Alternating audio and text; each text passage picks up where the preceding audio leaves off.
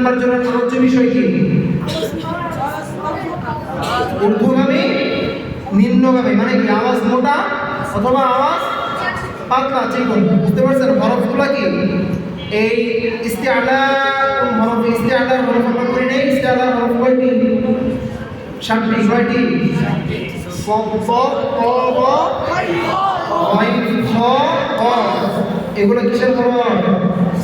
ইস্তিআলার হরফ। ইস্তিআলার হরফ মোটা হবে। কি হবে? মোটা করে উচ্চারণ করতে হবে। এটা এক ভাব অর্থ হচ্ছে কি? ঊর্ধ্বগামী। আমরা কিতাবে কি করেছি? ঊর্ধ্বগামী। আর ইস্তিফালুন এটা কি? পাতলা, মানে কি নিম্নগামী। এটা ঊর্ধ্বগামী না, মানে ঊর্ধ্বগামী মানে কি উঁচা, অনেক উঁচু লেভেলের আওয়াজ হবে, এরকম না। এটা নিচু লেভেলের আওয়াজ, আসফাল। ঠিক আছে? ইস্তিফাল অর্থ কি? ইস্তিফার অর্থ কি? আসফাল, নিচু লেভেলের আওয়াজ। বুঝতে পেরেছেন? আওয়াজ কি হবে? নিচু হবে, মোটা হবে না, পাতলা হবে। বুঝতে পেরেছেন? তাহলে দেখেন 4 নম্বর জোড়ায় কি কি আছে?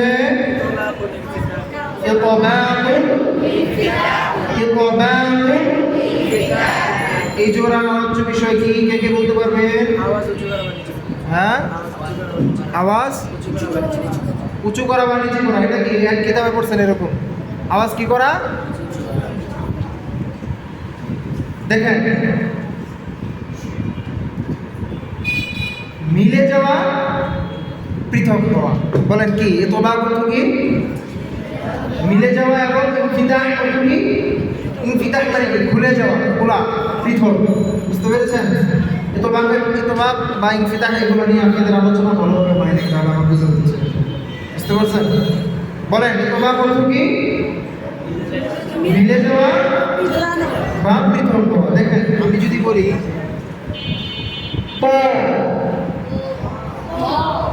আমার ওই ভিতরে, দেখেন আমি যে আওয়াজটা বললাম, আমার ভিতরের দিকে একটু মিলা ভাব কিনা?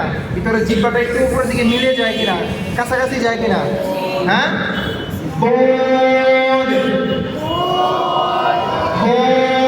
বলেন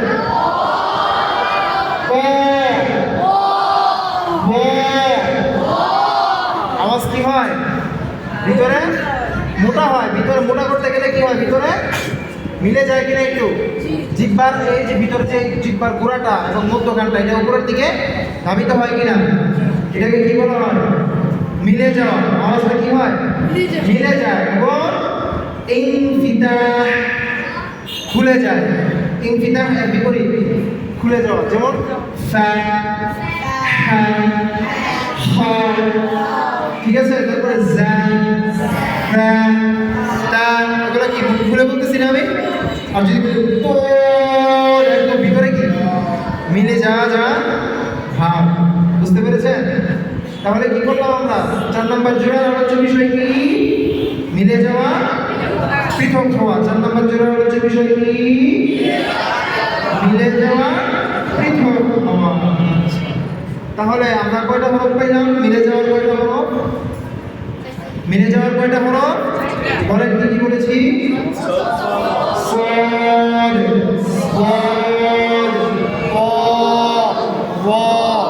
বুঝতে পেরেছেন? এগুলো কি মিলে যাবে ভাব। বুঝতে পেরেছেন? এরপরে দেখেন 5 নাম্বার জোড়ায় আমরা কি করেছি? ইজলাকুল ইসমান। বলেন ইজলাকুল ইসমান। দেখেন, ইজলাকের হরফ কয়টি? বলেন তো, কে বলতে পারবেন? বা ইজলাক অর্থ কি? কে পারবেন? কে পারবেন? বলেন, শিওর কে? কেউ কিছু জানেন না? পিছলে যাওয়া বা দ্রুত হওয়া, তারপরে জমে থাকা, এগুলো পড়েন নাই? হ্যাঁ, বলেন ইজলাক অর্থ কি? ইজলাক অর্থ কি? একটু দ্রুত হওয়া বা পিছলে যাওয়া। ঠিক আছে? বলেন কি?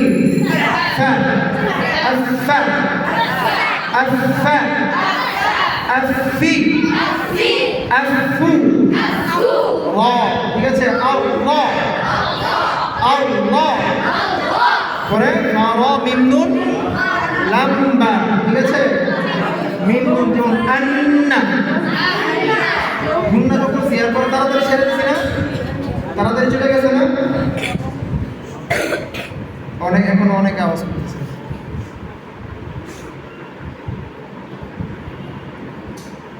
আচ্ছা, এখন ক্লাসের ভিডিও হচ্ছে বিধায় আমি কিছু বলতেছি না। এখন যে ভিডিওর সামনে যদি আমি এটা ইউজ করি, যদি আপনারা চান আমি করতে পারি, এখানে আই না ভিডিও চলবে, সে এটা ইন্টারনেটের জগতেও চলবে। যদি চান আসলে সমস্যা নেই, আমি চাই বলেন লাম্বা, ঠিক আছে? তাহলে এই হরফগুলো কি হবে? পিছলে যাবে, একটু তাড়াতাড়ি হবে, দ্রুত হবে, ঠিক আছে? এবং এর বিপরীতে কি আছে? ইসমাত, ইসমাত, ঠিক আছে? এই ইসমাতের যে হরফগুলো ওগুলো কি হবে? জমে থাকবে, স্থিরভাবে স্থির থাকবে। জমে থাকা মানে কি? এক জায়গায় বসে থাকা, স্থির থাকা, স্থির থাকবে। এবং মানে একটু ধীরে ধীরে, মানে ওই যে ওটার মতো এরকম তাড়াতাড়ি পিছলে চলে যাবে না, ধীরে ধীরে আওয়াজ তাই হবে। বুঝতে পেরেছেন? তাহলে এই সিফাতের যেই প্রত্যেকটা হরফ কি বলে, প্রত্যেকটার আলোচ্য বিষয় বললাম, ঠিক আছে? এবং নামগুলো বললাম, এগুলো সবাই মনে রাখবেন। ইনশাআল্লাহ পরের ক্লাসে এগুলো আমি আইসা আপনাদেরকে ইয়ে করবো। আজকে সিফাতের এই পর্যন্ত এই ক্লাস, ঠিক আছে? ইনশাআল্লাহ আমাদের এখন মাকামাতের ক্লাস হবে। মাকামাতের ক্লাসে আমরা প্রথমত